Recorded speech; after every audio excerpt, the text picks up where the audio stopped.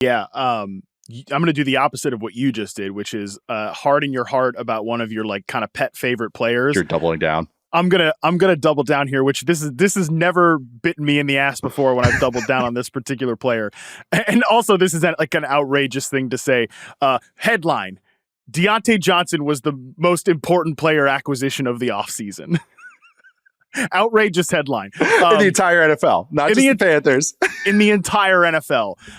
Because I love this. I think it's just glossed over that Bryce Young, because obviously CJ Stroud passed him up and the whole thing. This guy was the first pick in the draft that the Panthers, mortgaged 16 months ago. Yeah, not that long ago. The Panthers mortgaged their future for.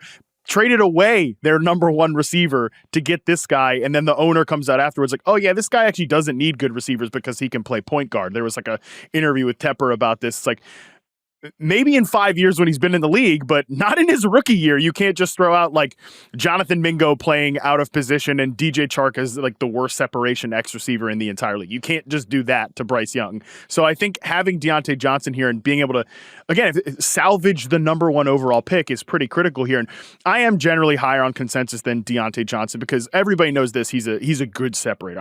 But I don't think he's just a good separator. I think he's straight up just one of the best separators and route runners in the league. Last year in reception, 81st percentile success rate versus man, 82nd against zone, 85th against press. And that was like one of his lowest seasons because he came back playing with an injury.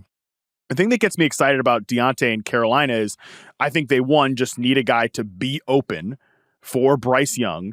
I think Bryce Young is going to look like a dramatically better quarterback when he simply has somebody that, okay, I know this guy on the backside of concepts is just going to be open. And if he's my first read, great. I'm going to get it out quick. But even if he's the second read, I can read out like different plays to Leggett. And if they get Mingo involved or whatever, I think just having that guy is going to be so critical. And look, I know Adam Thielen was productive last year, but this is just a different level of player.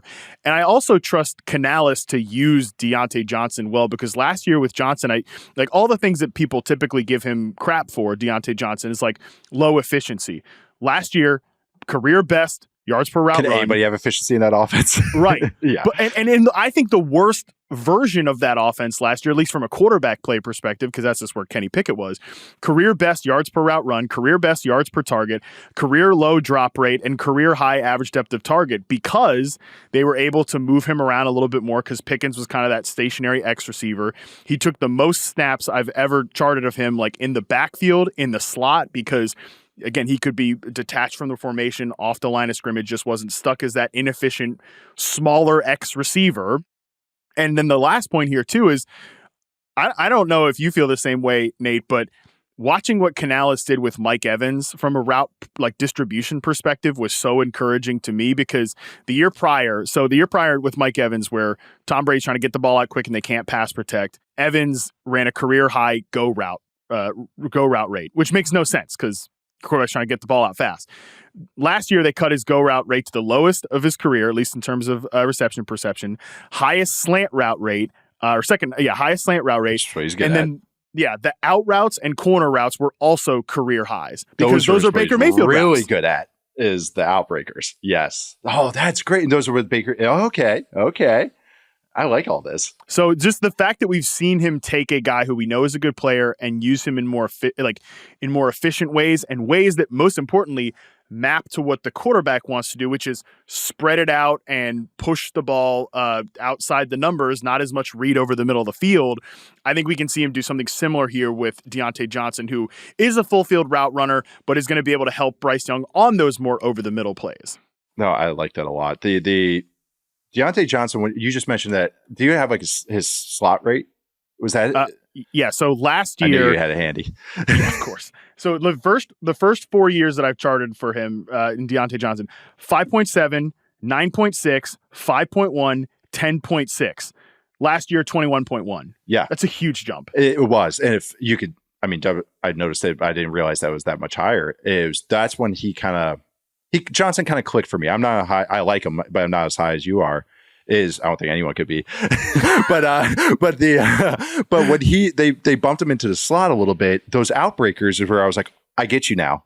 Like I get what you are. Those corners, those outs, those sail routes, those quick outs.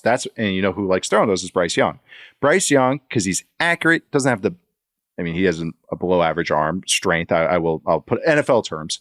It's below average, but he's accurate and he wants to operate on time. So he needs guys that can create yak. He needs guys that you've already mentioned all this, but ball out quick, get the ball in their hands, and then they can just get 5 yards for him. Ball winners are not for him. Ball winners are for, I would say Trevor Lawrence would be good with a ball winner. Herbert maybe with a ball winner. Even Dak with a ball winner. Guys that like maybe just push it outside, give guys chances to back shoulder and everything.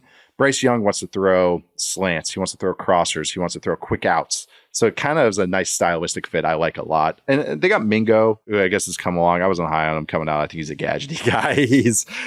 Should have been a fourth rounder. Player. He is. He's coming along, but I understand at least trying to get a yak guy, like a guy that can catch it and run the runway routes that, Dane Brugler talked about.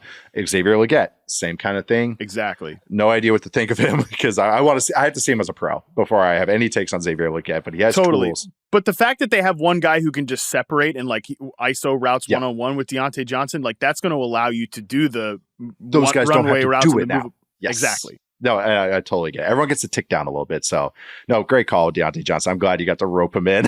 I'm glad we got to talk about the Panthers a little bit because I always just feel like Canalis is good. So, they're going to try, and I like it.